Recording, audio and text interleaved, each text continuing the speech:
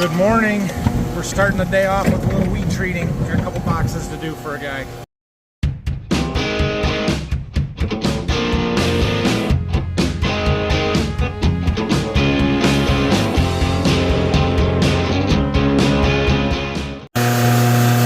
This should be the last of it. One more box after this, and that should be the end of wheat treatment. Then we gotta get ready for lots of beans. We're gonna treat so many beans this year. All right, that is done. We'll clean this stuff up when we have some more time, but wheat treatment done for the season. So there's some in that wagon yet. The customer will come take that back and take care of it from there. I drained the treater, took all the stuff out of it, so it should be freeze proof where it won't break anything if it freezes, but we need to take the filters off and drain everything good and clean it up before we put it away for the winter. Because like I said, we are going to have a whole lot of beans to treat next spring, late winter, spring, more than double what I've been doing. So we got to make sure the treater's in good shape. So anyway, to the farm. We did get a little shower this morning, so everything's wet, but I'm not sure that we got it at the field where we're combining. And we gotta go. Time to go shell corn. Good morning, Brock. Fueling. Awesome. This trip right here with this fuel trailer justifies the entire thing. You know, because we need 300 gallons of fuel in the combine. That'd take 3 trips with our old 100-gallon transfer tanks that we run in the back of a pickup truck. Plus the def tank where we can just pump it instead of jugs. Like, this is awesome. Awesome. Phil's got 2 loads of wheat to haul, or corn to haul. So he's doing that. The combine's so dirty. It's so dirty all the time. Ugh. Okay. We've got our fueling done. We fired up the combine here. Oh, it's a sweet tractor. Okay, so we are going to jump over here. We were going to go around the corner, but we had a little rain overnight, and like I was saying yesterday, that field is a little bit more, we have to park in the field. We don't have a good lane to park on to be able to get in and out of the field, and we don't want to mud it up. We've got a nice sunny day, and it's supposed to be 80 degrees again today, which is crazy for the end of October. But point being, it's going to dry off today and dry up, so we're going to just wait until at least this afternoon to go over there. So the first thing I did this morning when I woke up, right after kissing my wife good morning, was check my YouTube studio app, and I quickly realized that the video from yesterday posted in the middle of the night. I don't know if YouTube is having scheduling issues or there's some, because I usually schedule them so they come out at 8 a.m. Eastern time, right? And I don't know if it's YouTube, the app, or whatever that is screwing it up, or if it's me at 11:30 at night in my falling asleepness while I'm waiting for the video to finish processing so I can upload it, that's making mistakes. But that's twice, or really 3 times this week that they have screwed up. The one was set to private and I had to just switch it to scheduled or to public, so that one wasn't a big deal. It's not that I don't want you guys to see them in the middle of the night, it's that YouTube will not let me turn the monetization on videos before they are fully uploaded. So when they are fully uploaded, if they immediately go public, like the one did this morning, whoever watches it before I catch that, I don't get anything for those views. And it's not a huge deal. We're not talking about a lot. I mean, I lost maybe $20 this morning because that video posted before, and I didn't catch it in time before a bunch of people had already watched it. You know, it's not the end of the world. However, when that happens over and over, it does add up, right? And so it's not my favorite thing. That's why I can upload them at night, and then as long as I log in and check it in the morning and turn the monetization button on. Why it doesn't default on, I have no idea. Well, I do know why. Because YouTube plays the ads regardless of whether I turn the monetization on the video or not. And so if I don't turn it on, YouTube keeps all the money. If I do turn it on, then they have to give me some of it. So, you know, it's just their way of making me make an extra step and trying to get some money that, you know, whatever. So it's fine, but I don't like that when it happens before. If you see a video before 8 a.m., just know I'm losing out. So we've got this field opened up here, and we're going. It's good. Combine's working well. The plants are dry. For the rain we had through this morning, the plants have dried off really fast, so that's good. Sunshine should make the ground dry out pretty quickly, and the heat, for that matter. So we're going to see how far we can make it today. We've got like 65-ish acres between this field and the one behind the ditch there, and then we got 75 around the corner. We won't get it done today, but the more we can get done, the better. So Brock's here till 1 or 2 o'clock today, and then he's got to take off. And Dad will be back later this morning. He had one more load of wheat to spray down to Berkey here this morning, and then he was going to come back and come over here and help us. So we'll see. Mostly just a 3-man crew today. We're probably going to catch the trucks and Phil will fall behind, and we'll have to see how it goes, but we'll do the best we can. This first pass along the buildings here is always some of the very best stuff in this field. And then you get up here and it drops off. So more end rows to do. For I don't know, we got a little ways to go yet. We're getting close to being done in this front field. There's a little bit of some dirt out here that's a little bit lighter than some of the other stuff. Sometimes we have issues with mare's tail out here, mostly when it's beans, not corn, because the corn herbicides are really good against mare's tail, but the bean herbicides, it's a lot harder. Last year we had some out here, we had to come and spray some Liberty really late to try and clean it up. Not my favorite things, but I have noticed, of course not where I am taking the video, but in spots, there's some green stuff down on the ground, some winter annuals that are starting. I don't know exactly what they are, if they're fall germinating mare's tail or if there's something else in there, but we have over the last couple of years been doing a little bit more fall spraying. There's a little bit right there, you won't be able to see it probably, but and I think this fields will be a good candidate for a fall herbicide application to kill anything that's growing out here. Keep them clean through the winter so they start clean in the spring. That seems to work really well for us. So might say something to Dad, see if he's interested in doing that. Yield's picking up. Honestly, I'm a little disappointed in the field averages. I thought we would be 200 plus, and not that 196 is that far away, but it's just not great. I was hoping for better corn. I am excited to get into some of our fuller season corn. Sorry about that. I am excited to get some of our fuller season corn from a yield perspective, because I think the full season corn is going to yield quite a bit better, but I do know that it is going to be really wet. Talking to neighbors and people, it sounds like everybody's corn is 30%, and it's just the way it is. So the fact that we've got what we do here that's as dry as it is a good thing, and it's a lot to do with our early planting that we did and pushing the planting window early this year. So that was a good decision, I think. I also think that that's where our heavier test weights is coming from, is from the early planted stuff. There you can see the weeds. You see them down there? Maybe? Kinda. This spot right here is sort of bad. So anyway, that's what I know right now. Done with this one. Some of it was really good, and then it dropped off in this little finger and these ends back here. So, oh well. Have to talk to Phil, see what he wants to do, if we go do the backfield now or move around the corner to those other group of fields there. Oh, we got all kinds of people here all of a sudden. There's Dad here from spraying, and some other white car that kind of looks like Phil's wife's. I don't know if that is her or somebody else. All right, well, the decision was made to move over to those other fields because it's been sunny and breezy, and we've got good weather conditions to do so, get stuff out of those fields. So we're gonna move. There's a truck coming with a gravity wagon I'm waiting for. I should let Phil out.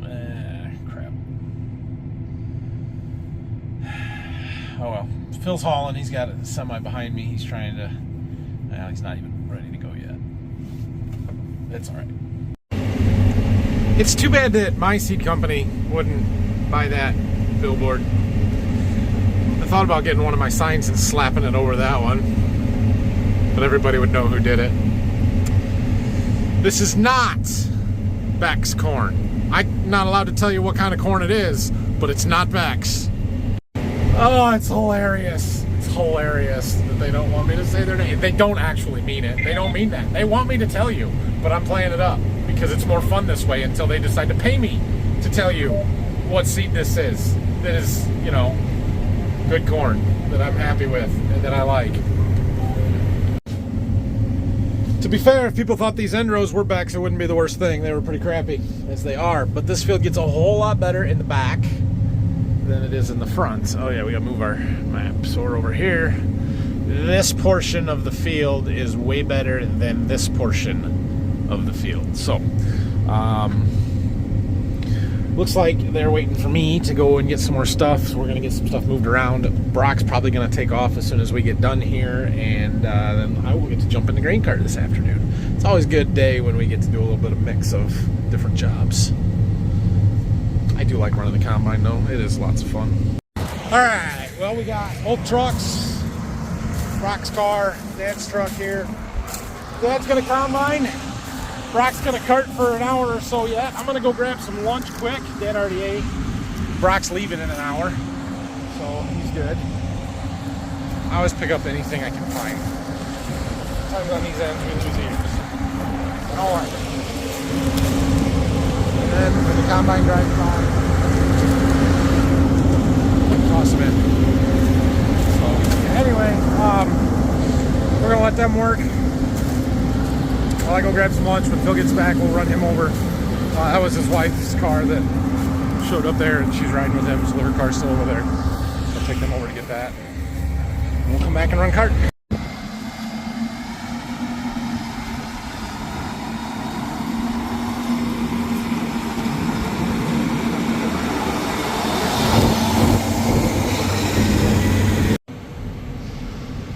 All right, Brock's taking off. I get to cart the rest of the day. Well, running the grain cart's a little bit more boring than the combine. You just go in circles all day. It's fun, but not real exciting. So, I don't know what to tell you guys, other than we're going. Yep, doing the same things, going around in circles. Phil's keeping up better today. He said there's nobody else at the elevator today, likely due to the fact that a little bit of rain overnight. I would imagine the bean guys are getting going now. They might be picking up a little bit, but they were letting him dump on pit 3, which is much faster than pit 2 like we were yesterday. So he's keeping up just fine. Yeah, so we've got, what do we got left here? 17 acres left in this field, 30 done, so we're a little over 60 on the day. We're doing good. We should get this one done easily. There's around 46, 47, something like that in this field, 47 I guess. There's 20 in the field back there, and then there's a little 6 acre piece over there. That little 6 acre piece over there has the that 003 B96 in it, that candy corn, the super high grain quality, test weight, dark orange stuff. Yeah, so that'll be interesting once we get over there. But we're just going in circles. So you aren't going to be able to see this very well, but when we come up here, if you look way off in the distance over there, you'll see some dust. I'm going to do my best to show you those combines from here, because there are 3 combines over there. One of them is an X9 Deere running a 50-foot draper. One of them is a Fendt T9 running, I believe, a 50-foot draper, and the other one is a Fendt T10 or 10T running a 62-foot draper. Yeah, it's too bad I don't have my drone with me today, because I would fly it over there and video that. I don't know where the other one went. There's 3 of them, and they are all huge. That's at least a 2,000, if not a 2,500 bushel grain cart over there as well. Yeah, pretty cool. If any of you follow Farmhand Mike, I don't know if he's had a YouTube video about it because I haven't watched them all, but he did have a post on his Facebook page here a week or 2 ago. He came up and filmed some of that. At least took some pictures of that operation and those combines there. So that guy, I don't know how much he farms. It's a lot. He's the biggest operator in the area, I would say, and had been running the X9 and the 9T, I believe, Fendt last year and then added another fence this year, and they got this 62-foot GTS draper that's been making the farm show rounds. I'm pretty sure there's only one of them right now, and it's a half a mile over there. It is a shame that I do not have my drone, because I could totally fly over there from here and see that, and that would be awesome video. By the time I was to get it, or send somebody to get it, or even tell somebody that's already at the farm to bring it to me, that'll be done and gone. I'll never catch it. She may not be an X9 with a 60-foot draper on it, but we got a pretty sweet combine too. And I got a second, so we'll take a video of it. One thing I did want to highlight is the job that our stalk stompers are doing. You can see them right behind the head there.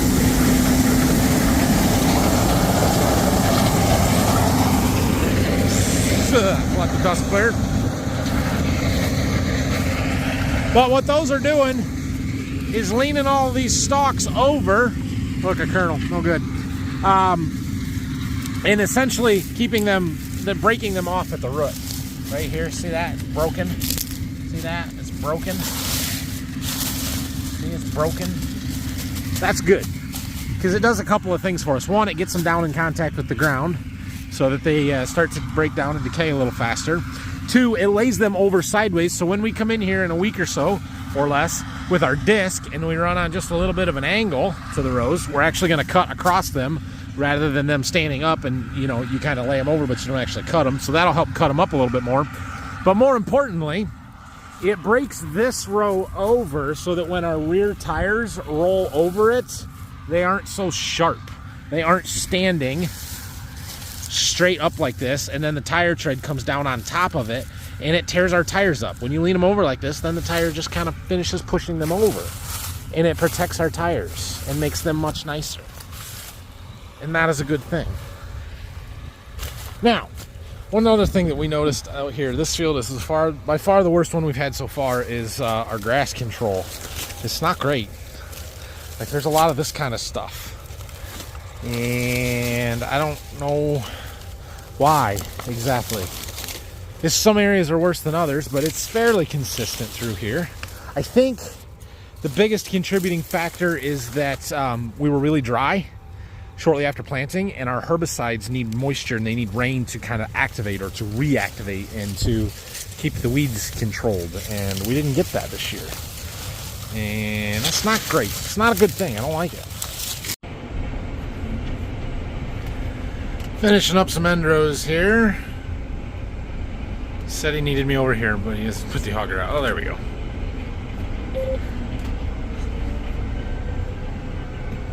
Come on. Sometimes the machine sync doesn't always connect right away. And I don't know how it's going to do on this curve anyway, but it'll at least get us close.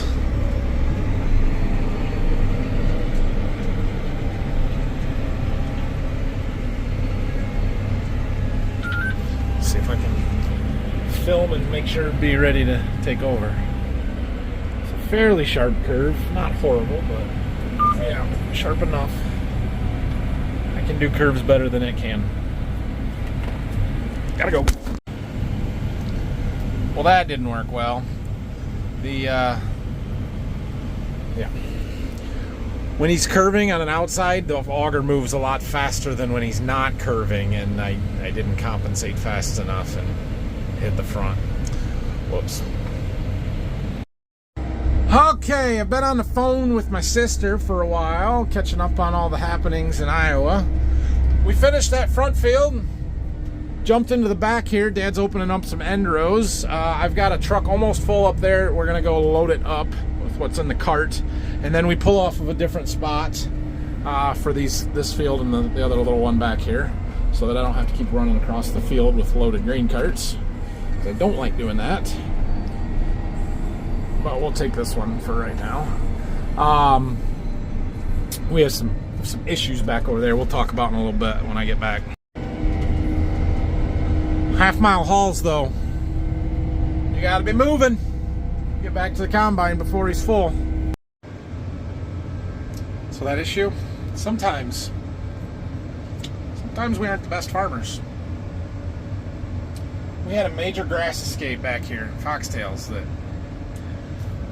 we're clear off the road. This is a hard field to get to, but we should have seen this and taken care of it.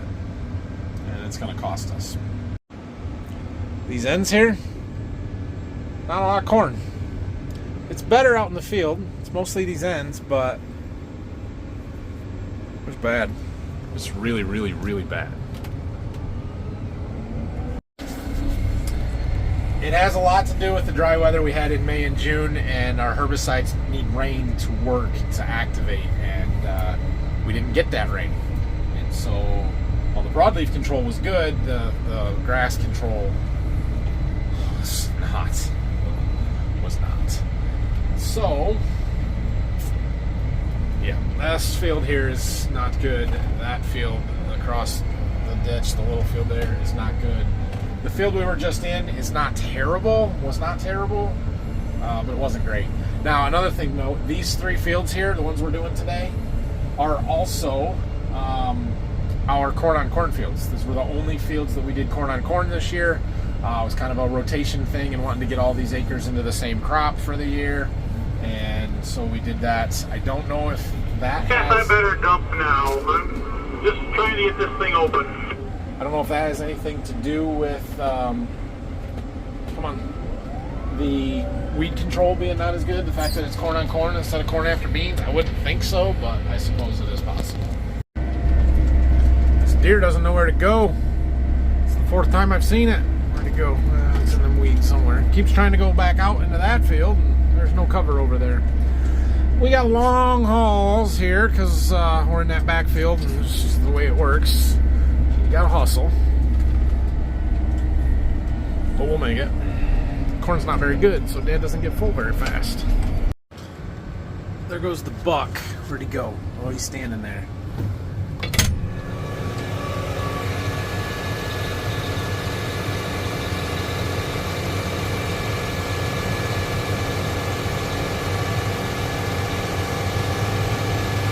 I can't zoom in far enough, clear enough, but yep. Seen him about 3 times too. Oh, auger's out. That means go. Oh, they are closed now? Yeah, 8 o'clock here in a few minutes. So Phil's taking a load in now. We've got an empty truck. Well, we got 2 empty trucks and we'll have the grain cart. We're done back here in this field. It was not good corn. Too much weeds. I think we got a grounding issue on this combine, Nathan. Something more than just those lights flashing? Oh, but if the lights are blinking coming on or off, it's got to be a ground problem. Yeah, well, this was the first I noticed it tonight, which maybe it's been doing it and I just couldn't see it because I was in the cab, but there's 3 lights that keep flashing all on the left side of the combine here, and it very well could be a ground somewhere. Yeah, that's what I was just getting ready to tell you guys. The left side, the rear light, the front light, and then the side finder light all keep flashing. Wait until I can come up and empty the cart and then you can go. We have finally made it over to the field with a little bit of candy corn in it. Different 103 day. I ran out of what we had been planting over here and needed to finish up this little 6-acre field, so we've got some of our 03B96, otherwise known as candy corn. So I'm going to get out here at some point, see if I can't show you what it looks like in the combine or the grain cart or something. Mostly because that's probably how I got you to watch this video, by saying something along the lines of harvesting the candy corn. You know, it's almost Halloween. That's a good catchy title. Seems like it'll work for this video. If you watched it and you made it this far specifically for that, I'm proud of you. Hit the subscribe button and stick around. Oh, yeah. Okay. We're about done for the night, I think. I don't know if we got another 34 acres, something like that, to do over there where we started this morning, that backfield. I doubt we're going to go there tonight. I mean, it is 8:30, so I'm guessing everybody's getting tired, but we'll see what happens here. Oh, the grass is out here. Not good. Yeah, there it is. There's our candy corn. It's not a bad ear either. Just looks like corn, right? Oh, watch it when I break it in half. That dark orange color. Ah, come on. It's a lot harder with one hand. Heavy test weight, good grain quality, and just a unique color. Throw this one in the head and jump in the combine for a second here.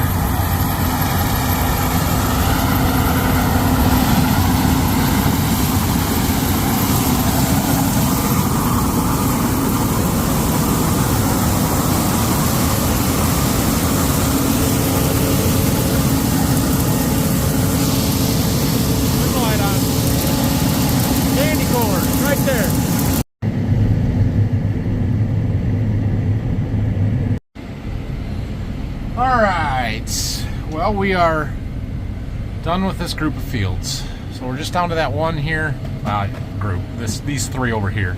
We're just down to the one in this kind of cluster that I showed you yesterday. It is 8:45. We're going to talk and see what we want to do. We might go over and do some ends, but I doubt we're going to do much more. We can't do much more anyway because the elevator is closed. We do have 2 empty trucks and a grain cart that will be empty, that if we wanted to, we could fill up. I don't know that we want to. We'll go talk to Phil, see what he thinks.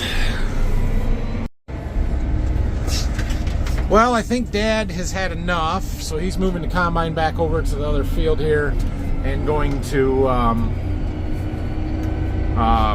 shell off one pass on the end rows, but I believe that will be it. And Phil's gonna take one of the trucks back over there, and then my pickup and the field trailers over there will come back over to get Dad's pickup, one of the other semis, and head home for the night. By the way, nice job, Brent. Good branding right there.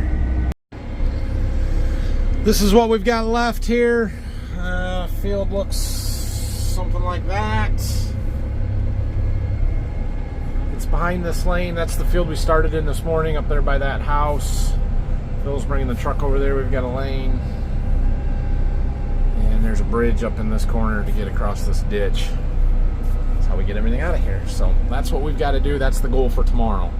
34 acres. Fridge works. That's ice. Well, we ran a few end rows.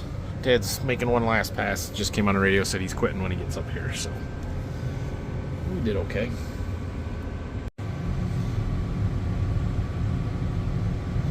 I didn't quite get a full truckload off here, but that's okay.